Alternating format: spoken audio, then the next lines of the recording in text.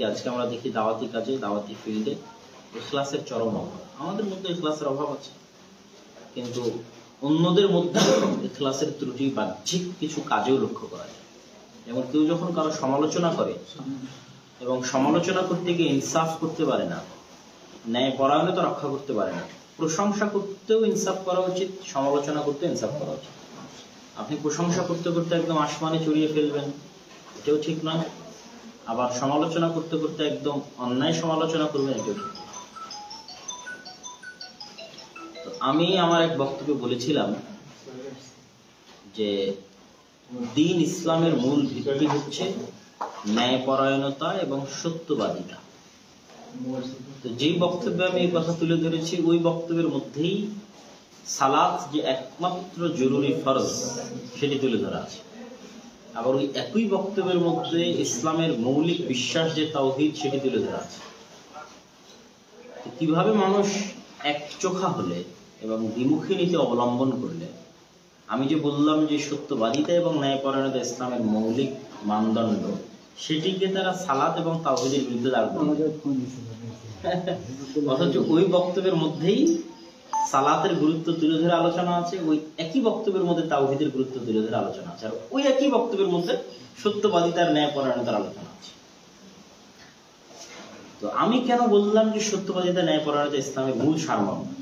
সকল কিছুর উপরে মেইন বেসিক এলিমেন্ট হচ্ছে সত্যবাদিতা এবং ন্যায়পরায়ণতা। এটি বোঝার জন্য কিন্তু স্বাভাবিক চিন্তা শক্তির বাইরে অনেক গভীর জ্ঞানের দরকার। আপনি বাহ্যিকভাবে দেখলে যতটা সিম্পল দেখা যায়, একটা জিনিসকে গভীরভাবে চিন্তা করলে অতটা সিম্পল দেখা যায় না। তো বাহ্যিকভাবে চিন্তা করলে যেটা আমি দেখতে পাচ্ছি, আর আরেকটু গভীরে যান। যেমন আল্লাহ সুবহানাহু ওয়া তাআলা কি বলেছে, ইন্নাশ শিরকা লাযুলমুন আযীম। শিরক হচ্ছে জুলুম। জুলুম মানে কি ভাই? শিরকে কিন্তু পাপ বা গুনাহ বলা আছে জুল। জুল মানে কি? অত্যাচার, অন্যায়। তাহলে অত্যাচার আর অন্যায়ের বিপরীতটা কি? ন্যায়, ন্যায়পরায়ণতা। তার মানে তাহলে তাওহীদটা কি? তাওহীদটা ন্যায়পরায়ণতা, আর শিরকটা অন্যায়। তো কেন আমি বলেছি ইসলামের মূল সারমর্ম সত্য এবং ন্যায়? কারণ আল্লাহ সুবহানাহু ওয়া তাআলা এই পুরো দ্বীনটা টিকিয়ে রেখেছে সত্য এবং ন্যায়ের উপর ভিত্তি করে। আল্লাহ সুবহানাহু ওয়া তাআলা নিজে সত্য এবং ন্যায়পরায়ণ, নবী রাসূল পাঠিয়েছেন সত্যবাদী এবং ন্যায়পরায়ণ। যেহেতু আল্লাহ সত্যবাদী, সেহেতু তার কোরআন কি সত্য হবে না মিথ্যা হবে? কোরআন সত্য হবে। যেহেতু আল্লাহ সুবহানাহু ওয়া তাআলা সত্যবাদী, সেহেতু তার নবী সত্য হবে না মিথ্যা হবে? সত্য।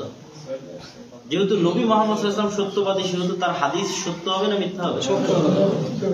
যেহেতু আল্লাহ সুবহানাহু ওয়া তাআলা ন্যায়পরায়ণ, সেহেতু তার দেওয়া বিধান ন্যায় হবে না অন্যায় হবে? যেমন মানুষের উপর যে আল্লাহ বলতেছে তোমাকে সালাত আদায় করতেই হবে, এই যে চাপিয়ে বলতেছে ফরজ, এটা কি মানুষের উপর আল্লাহ অন্যায় ভাবে চাপিয়ে দিয়েছে না ন্যায় ভাবে চাপিয়ে দিয়েছে? ন্যায় ভাবে চাপিয়ে দিয়েছে। এটাই ন্যায়। যেহেতু আল্লাহ সুবহানাহু ওয়া তাআলা ন্যায়পরায়ণ, সেহেতু আল্লাহ যত বিধিবিধান দিয়েছে প্রত্যেকটা বিধিবিধান কি শতভাগ ন্যায়ের মানদণ্ডে উত্তীর্ণ। কেননা আল্লাহ সুবহানাহু ওয়া তাআলা নিজে ন্যায়পরায়ণ। যার কাছে মনে হচ্ছে যে আল্লাহর বিধান ন্যায় নয়, তার বিবেকে সমস্যা আছে। যেমন পিতা মারা গেলে ছেলে সন্তানকে ডবল মেয়ে সন্তানের চাইতে, তো এখানে কি আল্লাহ সুবহানাহু ওয়া তাআলা অন্যায় করেছে? কেন? আল্লাহ সুবহানাহু ওয়া তাআলা কি? ন্যায়পরায়ণ। আল্লাহ সুবহানাহু ওয়া তাআলা কি? তার কোন বিধান কি ন্যায়ের বাইরে হতে পারে?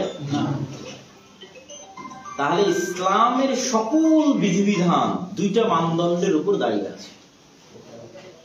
এক, ইসলামের প্রত্যেকটা বিধান সত্য, কোরআন সত্য, নবী সত্য, আল্লাহর নবীর বলা হাদিস সত্য, ইসলামের বিধিবিধান সত্য। দুই, আল্লাহ ন্যায়পরায়ণ, আল্লাহর পাঠানো বিধি প্রত্যেকটা আদেশ এবং নিষেধ মানব জাতির জন্য ন্যায়, একটা অন্যায়। বরং মানুষ যখন এটা লঙ্ঘন করে তখন মানুষ অন্যায়। যেমন তাওহীদ সত্য এবং ন্যায়, আর শিরক মিথ্যা এবং জুলম, অত্যাচার। এটা যখন আপনি গভীরভাবে স্টাডি করবেন, এটা আপনার কাছে ক্লিয়ার হয়ে যাবে, পানির মতো হয়ে যাবে। এখানে সত্যবাদিতার ন্যায়পরায়ণতা সালাত এবং তাওহীদের বিপরীতে দাঁড় করাতে পারে একমাত্র পাগল, বোকা, গর্ধ, মূর্খ। প্রত্যেকটা বিধিবিধানের সাথে সত্যবাদিতা এবং ন্যায়পরায়ণতা ইসলাম। ওই বিধান আল্লাহর বিধান হতেই পারে না যেই বিধান সত্য নয়। ওই বিধান আল্লাহর বিধান হতেই পারে না যেই বিধান ন্যায় নয়। আল্লাহ সুবহানাহু ওয়া তাআলা প্রত্যেকটা বিধান শতভাগ সত্য এবং শতভাগ ন্যায়। কিন্তু এই যে একটা সামান্য একটা বক্তব্যের সামান্য একটা অংশ, আপনি যখন এই বাড়িকে এক মাথা থেকে দেখবেন তখন দেখতে একরকম লাগবে, আবার এটার যখন 2D ভিউ বা 3D ভিউ দেখবেন তখন দেখতে আর একরকম লাগবে। 4D 5D 6D ভিউ মানুষ এখন আবিষ্কার করতে পারে, ওই ভিউয়ে দেখতে কেমন হবে সেটার ধারণ ক্ষমতা মানুষের বাইরে। এই জন্য আমরা এই পৃথিবীটাকে কেমন বা এই পুরো মহাবিশ্ব কেমন সেটা আমরা দেখতে পাই না, কেন আমরা এক কোণার মধ্যে আছি, পুরোটা আমরা একবারে নিয়ে আসতে পারি। ঠিক আমি যদি মসজিদের এক কোণায় থাকি তাহলে মসজিদ আমার কাছে দেখতে একরকম হবে, কিন্তু পুরো মসজিদ চারিদিক থেকে দেখলে এটা আর এক রকম মনে হয়। আপনি যদি ইসলামকে জাস্ট এক কোণা থেকে দেখেন তাহলে এটা দেখতে একরকম মনে হয়, আপনি যদি ইসলামকে আর এক কোণা থেকে দেখেন আর এক রকম মনে হবে। দেখবেন যে কেউ ইসলামকে এক কোণা থেকে দেখে শুধু ফাজাইল আমল নিয়ে ব্যস্ত হয়ে গেছে, কেউ ইসলামকে আর এক কোণা থেকে দেখে শুধু জিহাদের হাদিস নিয়ে মনে হচ্ছে এখনই সশস্ত্র অস্ত্র হাতে করে নিয়ে এখনই দিন কায়েম করে দিবে, ব্যস্ত হয়ে গেছে। আরেকজন ইসলামের শুধু রাজনৈতিক অংশটা দেখে গণতান্ত্রিক রাজনীতিতে যোগ দিয়ে দিয়েছে, আর আরেকজন শুধু ইসলামের দেখা যাচ্ছে শুধু সঠিক আকীদা অংশটুকু নিয়ে ওইটা নিয়ে ব্যস্ত থাকতেছে, ওইটা নিয়ে মানুষের সাথে মারামারি করতেছে। কিন্তু ইসলামের তো একটা সামগ্রিক চেহারা আছে, এটা একমাত্র যেই জ্ঞানী আলেম যিনি গভীরভাবে ইসলামকে স্টাডি করেছেন সামগ্রিক দৃষ্টিকোণ থেকে, ইসলামের অর্থনীতি, রাজনীতি, পরিবার নীতি, ব্যক্তি নীতি সকল দৃষ্টিকোণ থেকে যিনি ইসলামকে স্টাডি করেছেন উনি ইসলামের ফুল চেহারাটা দেখতে পাবেন।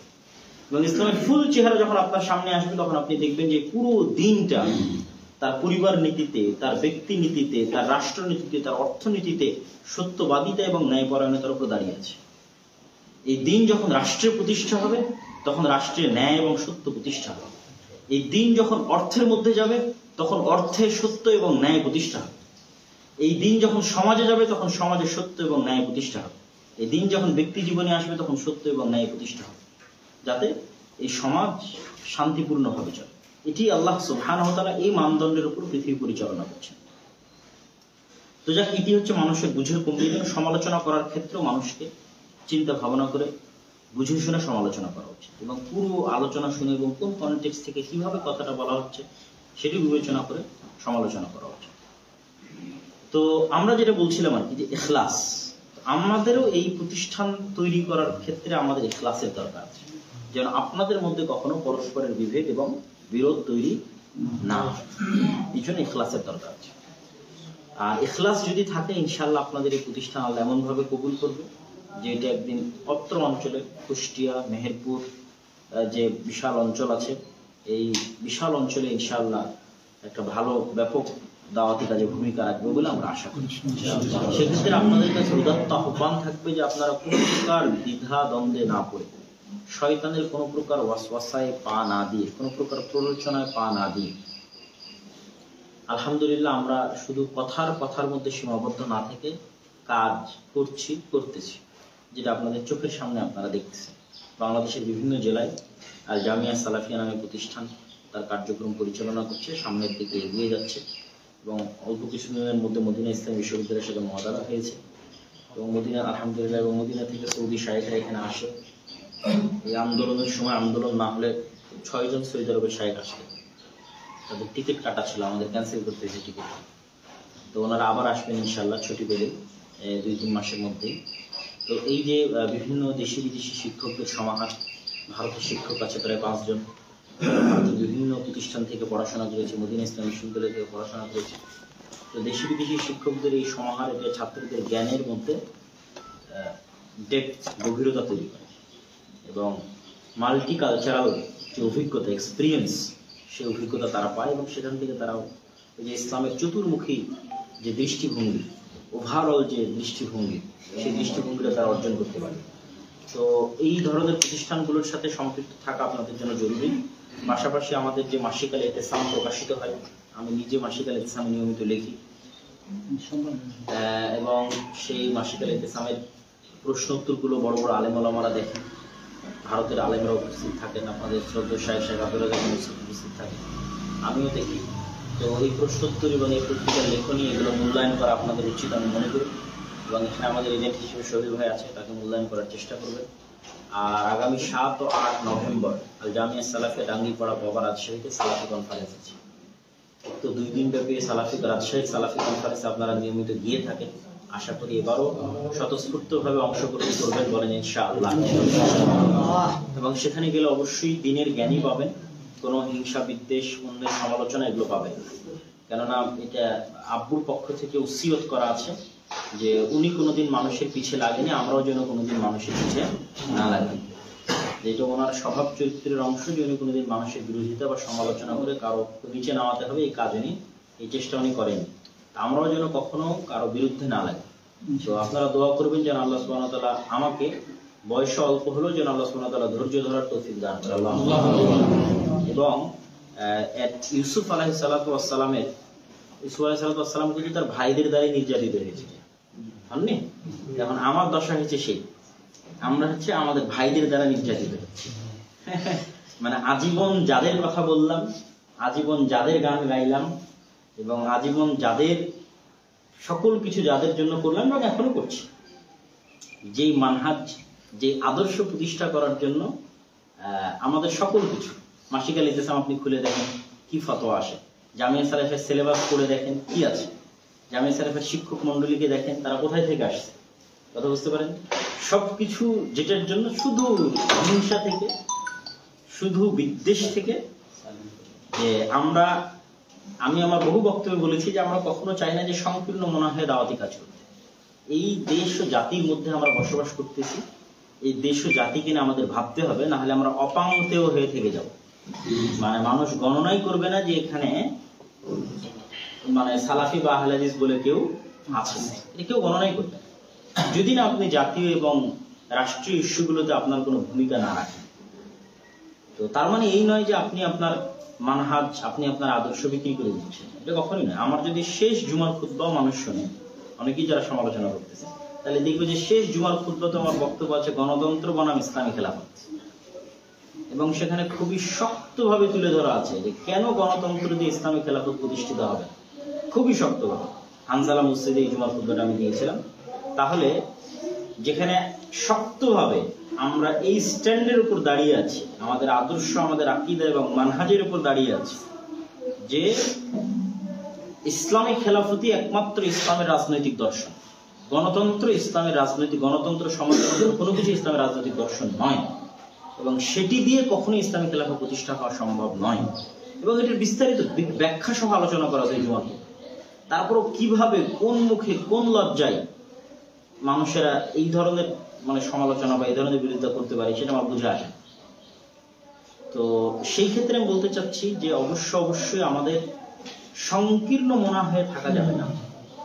দেশ ও জাতির স্বার্থে আমাদের কাজ করতে হবে, দেশ ও জাতির স্বার্থে আমাদের ভূমিকা গ্রহণ করতে হবে, এবং এই ভূমিকা গ্রহণ করতে গিয়ে একজন দায়ী বৈশিষ্ট্য, একজন দায়ী কাজ কি? ইযহাব ইলা ফিরআউন, দায়ীকে বলা আছে যে তুমি ফিরআউনের কাছে যাও। রব্বি ইশরাহ লি সাদরি, অবশ্যই। তো দায়ীকে বলা আছে তুমি ফিরআউনের কাছে যাও। দেখবেন যে প্রত্যেকটা নবী রাসূল তৎকালীন যুগের শক্তিশালী রাজা বাদশাদের কাছ থেকে দাওয়াতি কাজ শুরু করেছে, তাদের কাছে গিয়ে দাওয়াতি কাজ করেছে। উনি যদি ঠিক আছে আমি একাই হক, আমি আর কাউকে দাওয়াত দিতে যাবো না, এটাই যদি ওনার মুভমেন্ট হয়, তাহলে ওনার দিন প্রচার হবে কিনা? মুহাম্মদ সাল্লাল্লাহু আলাইহি ওয়াসাল্লাম তো দাওয়াত শুরু করেছে তার আশেপাশের কাফের মুশরিকদের মধ্যে থেকে। তাহলে আমরা যদি আরেকজন মানুষকে বেদাতি মুশরিক বলে ফেলে দিই, তাহলে তুমি দাওয়াতি কাজ করতে পারবো না, আমি বিচ্ছিন্ন অবস্থায় থেকে যাই। আল্লাহ সুবহানাহু ওয়া তাআলা নিজে কোথাও দাওয়াত দিতে গিয়ে কাফের মুশরিকদেরকে এই মুশরিক, এই কাফের, এইভাবে মানে নিম্নভাবে সম্বোধন করেন। তিনি কোথাও ইয়া আহলাল কিতাব বলে সম্বোধন করেছে, হে আহলে কিতাবেরা, ঠিক আছে? কোথাও নাসারা, কোথাও ইহুদি, ঠিক আছে? এই ধরনের সম্বোধন করে তিনি তাদেরকে কোথাও মানুষ হিসেবে সম্বোধন করেছে, ইয়া আইয়ুহান নাস, হে মানুষ, মানব সকল মানব জাতি, হে আদমের সন্তান, হে আমার বান্দারা, ইয়া ইবাদিয়াল্লাযীনা আসরাফু, বিভিন্নভাবে আল্লাহ সম্বোধন করেছে। তো নবীরা কখনোই তাদের যে উম্মত, যে উম্মতের কাছে তারা প্রেরিত হয়েছে, ওই উম্মতের সাথে খারাপ ব্যবহার করতে পারে না, ওই উম্মতকে গালিগালাজ করতে পারে না। ধরেন আজকে মুহাম্মদ সাল্লাল্লাহু আলাইহি ওয়াসাল্লাম যদি আবু সুফিয়ানকে গালিগালাজ এবং খারাপ ব্যবহার করে, কালকে যদি আবু সুফিয়ান ইসলাম গ্রহণ করে, তো একসাথে বসতে লজ্জা পাবে, অবশ্যই লজ্জা পাবে না? আমি আজকে ওমরকে দাওয়াত দিতে গিয়ে তাকে গালিগালাজ করলাম, তুচ্ছ-তাচ্ছিল্য করলাম, কালকে ওমর যখন ইসলাম গ্রহণ করবে, তো আমি এর সাথে বসতে লজ্জা পাবো। কিন্তু আল্লাহ নবীর ক্ষেত্রে ঘটনা ঘটেছে উল্টা। আল্লাহ নবী কাউকে তুচ্ছ-তাচ্ছিল্য করে কোনো কথা বলে, কিন্তু আল্লাহ নবীকে তুচ্ছ-তাচ্ছিল্য করে অন্যরা কথা বলেছে, ফলে যখন ওরা ইসলাম গ্রহণ করেছে ওদেরকে লজ্জা লেগেছে। তাহলে আমরা একজন দায়ী হিসেবে কখনোই আরেকজনকে তুচ্ছতাচ্ছিল্য করে কথা বলতে পারি না। আমি তাকে তুচ্ছতাচ্ছিল্য করে কথা বলতেছি মানে আমি তাকে দাওয়াতি দিতে চাচ্ছি না। আমাদেরকে সবার কাছে যেতে হবে, সবার সাথে উঠতে হবে, বসতে হবে এবং আমাদের আকীদা এবং মানহাজ ঠিক রেখে দেশ ও জাতির স্বার্থে ঐক্যবদ্ধভাবে কাজ করতে হবে এবং এর মাধ্যমে আপনি আপনার দাওয়াতটা ছড়িয়ে দিবেন। দাওয়াত শুধু মুখে চিল্লাচিল্লি করার মাধ্যমে, গালিগালাজ করার মাধ্যমে দাওয়াত হয় না। আপনার আচার ব্যবহারের মাধ্যমে, আপনার চলাফেরা উঠা বসার মাধ্যমে দাওয়াত হয়। এবার একটা ছোট্ট ঘটনা, যে একদিন আমি রাজশাহী বিমানবন্দর থেকে ঢাকা যাব একটা প্রোগ্রামের জন্য। সেখানে বড় বড় আলেমরা আছেন, আমি বলতেছি না কারা আছে। তো ওই প্রোগ্রামের একটা আমি লাইভ দেখলাম কি ব্যানার দেখলাম ফেসবুকে। তো ওখানে লেখা আছে যে মুক্তিযুদ্ধের শহীদদের স্মৃতিতে আয়োজিত, মানে 16ই ডিসেম্বরকে সামনে রেখা তবে 21শে ফেব্রুয়ারিকে সামনে রেখা একটা প্রোগ্রাম। তা আমি ওই ভাইকে বললাম যে এই প্রোগ্রামে তো আমার পক্ষে যাওয়া সম্ভব না, যে আমি যদি যেতে হয় তাহলে এই ব্যানারটা নামাতে হবে এবং এইটা মানে এই ধরনের ঘোষণা বা নাম থাকা যাবে না। তো বললো যে ঠিক আছে ঠিক আছে। তাহলে এই যে আমি এক জায়গায় গেলাম, যাওয়ার সময় বললাম যে এই ব্যানারটা নামাতে হবে। তো মানে আমরা কখনো আমাদের আকীদা, মানহাজ এবং আদর্শে ছাড় দিয়ে কথা বলি না। ড্যাফোডিল ইউনিভার্সিটির বক্তব্যের মধ্যেও বলা আছে যে ইট পাথরের খাম্বাতে যদি মানুষ সম্মান দেয় তাহলে ওইটা তাওহীদ ও উলুহিয়ার বিরোধী। তো আমরা কখনোই আমাদের আকীদা এবং মানহাজে ছাড় দিয়ে অভ্যস্ত নই। আর আব্দুর রাজ্জাক বিন ইউসুফ হচ্ছে ওই বক্তা যিনি যে ঘরে ছবি আছে ওই ঘরে আর এক বক্তা বসে আছে কিন্তু তিনি প্রবেশ করেন। আব্দুর রাজ্জাক বিন ইউসুফ হচ্ছে ওই আলেম যিনি দেশের যেগুলো রাষ্ট্রীয় শিরক সেগুলোর বিরুদ্ধে বলিষ্ঠ বক্তব্য দিতে গিয়ে বিভিন্ন মামলার শিকার হয়েছে। তো আমি আব্দুল্লাহ হচ্ছে আব্দুর রাজ্জাক বিন ইউসুফের সন্তান। তো আমার দ্বারা মানুষ হেদায়েত না হয়ে পথভ্রষ্ট হবে এটা কখনোই আমি চাইব না। আমার দাওয়াতি কাজ না করা ভালো, তাও আব্দুর রাজ্জাক বিন ইউসুফের দাওয়াতি কাজের প্রতি মানুষের যে আস্থা এবং বিশ্বাস আছে ওইটা ভেঙে যাক, এইটা কখনো আমি হতে দেব না। আমি দাওয়াতি কাজই করবো না দরকার। এই কথাটা আমি ওই দিন বলেছিলাম, যেদিন ঢাকা রাজশাহী বিমানবন্দর থেকে ঢাকা যায় ওই দিন তাকে বলেছিলাম যে আমার দাওয়াতি কাজ করার দরকার নাই, এই প্রোগ্রামে আমার যাওয়ার দরকার না, আপনি ব্যানার থেকে ওটা নামায় দেন। আমার কি দাওয়াতি কাজ করতে হবে এটা তো জরুরি না, কিন্তু আব্দুর রাজ্জাক বিন ইউসুফের প্রতি মানুষের যে আস্থা এবং বিশ্বাস আছে, দিনের বিষয়ে তার যে কঠোরতা আছে, এটার প্রতি মানুষের দুর্বলতা তৈরি হবে এটা আমি চাই। তো আমাদের সেই অন্তত আমি জানি না যে আমাদের দাদির বাড়ির গ্রামের অঞ্চলের যে মসজিদ, সেই যে মাদ্রাসা, সেটার বয়স 200-250 বছর। তো কতদিন থেকে আমাদের পূর্বপুরুষেরা আহলে হাদিস জানি না। আমাদের মাদ্রাসা বলেন, মসজিদ বলেন, থাকার জায়গা বলেন, অন্তত মাইলকে মাইল, কিলোমিটারকে কিলোমিটার আহলে হাদিসদের বসবাস এবং আহলে হাদিসদের মধ্যেই আমাদের উঠা বসা, আহলে হাদিসদের মধ্যেই আমাদের থাকা খাওয়া। তো সেই জায়গায় দাঁড়িয়ে আমি অন্যদের বিরোধিতা করতে চাচ্ছি না, কিন্তু যারা এরকম আরো হাজারো শত সমস্যার মধ্যে জর্জরিত আছে তারাই হচ্ছে আঙ্গুল উত্তোলন করার চেষ্টা করতেছে আমাদের। তো এটা আমি মনে করি চরম অন্যায় হচ্ছে এবং চরম বেইনসাফি হচ্ছে। বরং মানুষের উচিত ধৈর্য ধারণ করা। আমিও আল্লাহ সুবহানাহু ওয়া তাআলার কাছে দোয়া চাই যে আল্লাহ সুবহানাহু ওয়া তাআলা যেন আমাকে ধৈর্য ধারণ করার তৌফিক দান করে। আল্লাহ আমিন। আমি অন্যদেরকে আহ্বান করব যে আপনারা সমালোচনা করলেও ন্যায়পরায়ণতার সাথে করেন, প্রশংসা করলেও ন্যায়পরায়ণতার সাথে করেন। অন্যায় করিয়েন না এবং এমন কিছু বলিয়েন না, এমন কিছু লিখিয়েন না যাতে পরবর্তীতে সাক্ষাৎ হতে আপনার লজ্জা হয়। আমার তো লজ্জা হবে না, কেন আমি তো কারো বিরুদ্ধে লিখিও না, কারো বিরুদ্ধে বলিও না। কিন্তু আপনি এমন কিছু লিখিয়েন না, বলিয়েন না যে পরবর্তীতে আপনার সাথে সালাম দিতে আপনার লজ্জা যে আমি তার বিরুদ্ধে এটা লিখেছিলাম, এটা বলেছিলাম। অতএব কোনো কিছু বলার আগে, কোনো কিছু লেখার আগে এবং বেশি প্রশংসা করার আগে এবং বেশি সমালোচনা করার আগে 10 বার ভাবতে, ঠিক আছে? যখন যেটি আমরা মুখ দিয়ে বের করি না কেন, যেটি আমরা কলম দিয়ে ছাড়ি না কেন, সেটাই সংরক্ষণ করার জন্য ফেরেশতা আছে। তো আল্লাহ সুবহানাহু ওয়া তাআলা আজকে আমাদের এখানে আশাকে কবুল করুক এবং যে প্রতিষ্ঠানের উদ্দেশ্যে আমরা এখানে এসেছি এই প্রতিষ্ঠানকে কবুল করুক আল্লাহ। আমি আবারও মাসিক আল ইতিসাম এবং আগামী 7 ও 8 নভেম্বর সালাফি কনফারেন্সের দাওয়াত দিয়ে আজকে সংক্ষিপ্ত বক্তব্য এখানে শেষ করছি এবং আপনারা যত দ্রুত সম্ভব এই জমি জায়গার যে কাজটা সেটা সম্পূর্ণ ইনশাআল্লাহ হবে ডিসেম্বরে। এমনি আপনি জালসা আয়োজন করতে পারেন, সমস্যা নেই, কোনো সমস্যা নেই ইনশাআল্লাহ। তো আপনারা উদ্যোগ নিয়ে কাজটা শেষ করে ফেলেন, আল্লাহ কবুল করুন। আসসালামু আলাইকুম ওয়া রাহমাতুল্লাহ।